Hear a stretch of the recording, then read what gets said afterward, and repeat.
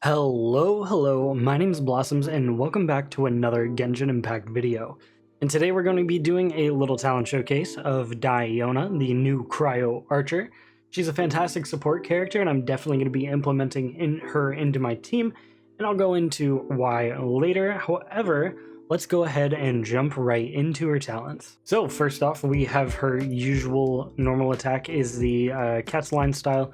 Nothing too crazy here. This is how it scales. It doesn't scale as hard as some of the DPS characters, for those of you interested, and I just thought I would mention that out. And then this is how her normal attack pattern looks. It's very cute. I like that she jumps around during it.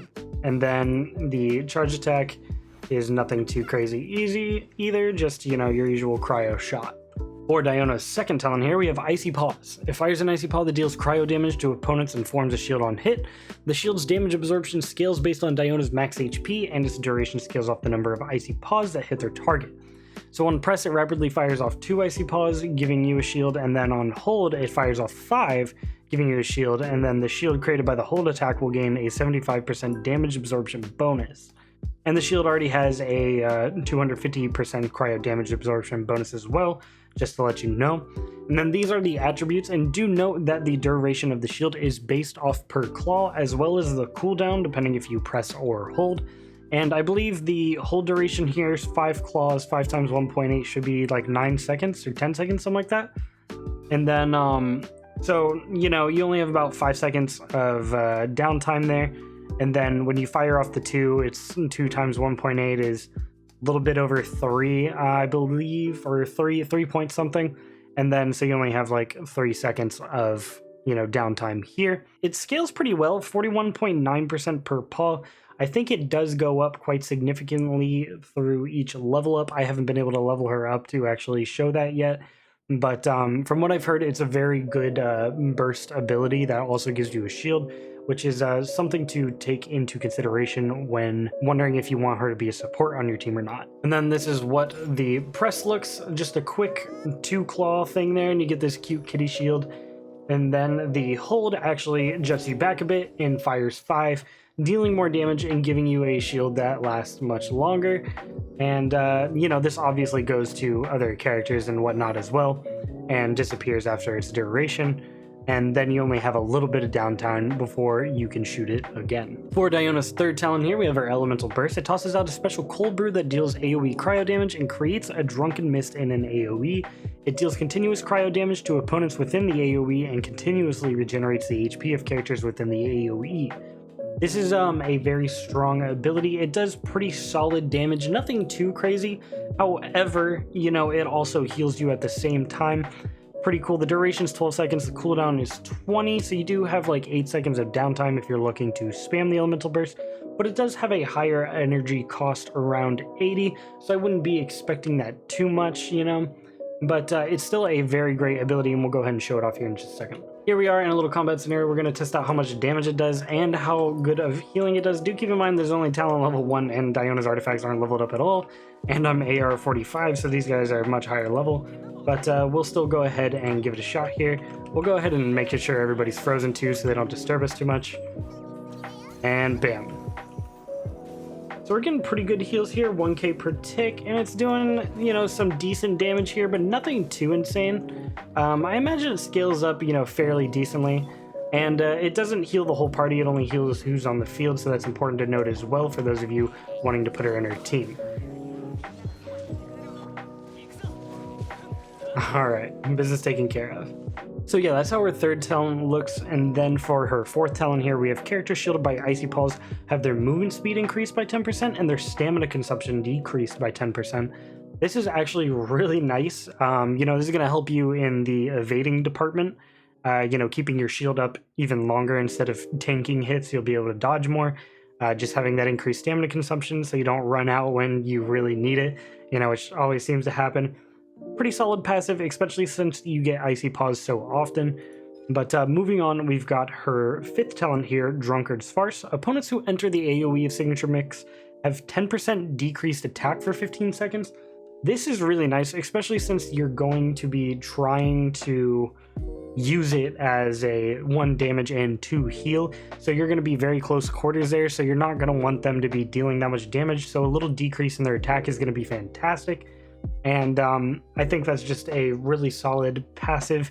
And she's looking like a very solid support, but you know, nothing too crazy in any department, just a very good like all-around support. Has like a decent burst, decent heals, and her elemental burst still does decent damage.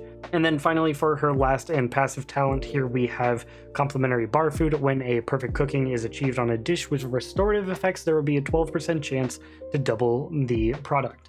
Moving on towards the constellations here, you'll see I have Constellation 1, and I think this one's absolutely fantastic. It regenerates 15 energy for Diona after the effects of signature mix-in. This is pretty solid, especially since she has such a high cost elemental burst. At 80, energy, this is going to bring that down to like 65, which is much more manageable and a lot easier to, keep using that elemental burst once you get it the first time. For a second constellation, Shaken Not Purred, increases Icy Paw's damage by 15% and increases its shield's damage absorption by 15%. Additionally, when paws hit their target, creates a shield for other nearby characters on the field with 50% of the Icy Paw's shield damage absorption for 5 seconds. The way, I'm reading that is that this is going to be a really good constellation to have in co-op, where additionally when paws hit their targets, creates a shield for other nearby characters on the field with 50% of the Icy Paw's shield's damage absorption for 5 seconds. So like if you're in co-op is what I'm getting from this, it's going to create shields for your allies, which is really nice. I think it's a really strong constellation if you really enjoy playing with your friends and whatnot. Moving on to the third constellation, we have Another Round. Increases the level of signature mix by 3, maximum upgrade 15. For the fourth, though, we have Wine Industry Slayer. Within the radius of signature mix, Diona's charge time for aim shots is reduced by 60%. It's nice. I don't think this is a really great thing. I don't know if her charged attack really scales better than other charged attacks, but this is pretty cool, I guess. I don't think I would ever use this constellation though. For the fifth one, we have Double Shot on the Rocks, increases one of the talents. But, for the final one here, we have Cat's Tail Closing Time. Characters within signature mix's radius will gain the following effects based on their HP amounts. Increases incoming healing bonus by 30% when HP falls below or is equal to 50%. And then their elemental mastery is increased by 200 when HP is above 50%. That's actually incredible. So if you're doing something like dropping Bennett's ult and, her elemental burst, then you're going to be in a really good position where you're not only getting that attack increase, but you're also getting an elemental mastery increase by 200, which is a ton. So I think having her at C6 is huge for her support aspect on the elemental burst. Now that we have a good understanding for how Diona works, we'll go ahead and move on to the build portion. But here is the lore for those of you who care. You can go ahead and pause. I'll go ahead and go on the story real quick and scroll down here, and those of you who are interested can read it. So, as for weapons for Diona, I think personally the Sacrificial Bow is going to be the move, as the Sacrificial Bow here provides, an immediate elemental skill cooldown, well, at least it has a chance to. And I believe, correct me if I'm wrong in the comments for, those of you who have tested this thoroughly, I believe that all of the paws she shoots off, so the 5 paws she shoots off, individually have the chance to end the cooldown. This also kind of works with Fischl's first ability, where as long as Fischl is on the field while Oz is on the field, each proc of Oz attacking has a chance to proc this effect. So I believe this also translates to Diona on her first ability with each individual paw. And you also get really solid energy recharge here, which is really going to help you get that elemental burst as much as possible to keep your team healed. Sacrificial Bow will also allow you to go ahead and use that first skill more often, which, as I said, has pretty solid burst potential. So I think that'll increase your DPS as well, providing shields for your team and being a really strong support. But for other options for Diona, I think you're looking at something like the Stringless to be a really good bow. I'm sure other 5-star bows are really great, but I think Stringless and maybe Sacrificial Bow are your best bets. I don't think things like Favonius War Bow or Compound Bow are really going to be good. She's just not able to really put out the DPS you'd want as a main DPS. She's definitely much more of a support character, and she's going to do excellent in that role. As for artifact combinations for Diona, I think you'll really benefit from doing a split set on her with something like the Retracing Bolide set that increases your shield strength by 35%, and then maybe a 2-piece on the Maiden's Beloved set, increasing that healing effectiveness by 15%. I think if you have both of those, you're just really going to see Diona do very well with her two abilities there, allowing you to have stronger shields and do more healing. As for what stats you want to look for on your gear, you're probably going to want to have at least 1 attack percent, 1 cryo damage bonus, and then probably a healing bonus right here if you're trying to go for that pure support build. However, you also might want to consider going with something like energy recharge here, and then cryo bonus damage and attack percent here if you think her healing is sufficient enough. I think that might be the route I'm going to go, as I think her healing will do fine because I'm probably going to be putting her in a team with Bennett and Xingqiu, allowing me to have those little bit of supplemental heals as well as hers, meaning I won't need her to heal my team as much. So I think I'll probably be going that direction to increase her effectiveness on my team and, you know, bring our overall damage output, you know, just a little bit higher. I know that was a little bit of a quick one here, but, you know, I really like Diona and I think she will be part of my team. I think people really undervalue freezing opponents, and since I'm going to be planning on using Tartaglia and Xingqiu here, freezing them is going to be very easy. It's going to stop opponents from actually attacking me, and then whenever they're frozen, I can just melt them with Bennett to deal huge damage, and I think my team will really benefit from that.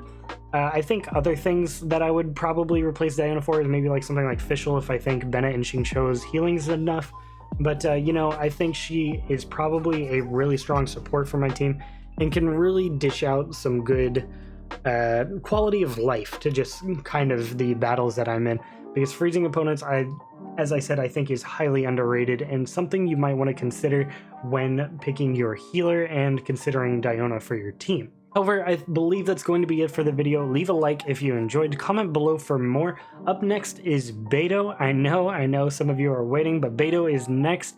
I do need to test her out a little bit just to make sure I understand everything about Beidou, but once I do, I will be putting out that showcase for you guys. Anyway, my name's Blossoms, and I hope you guys have a fantastic rest of your day. Peace.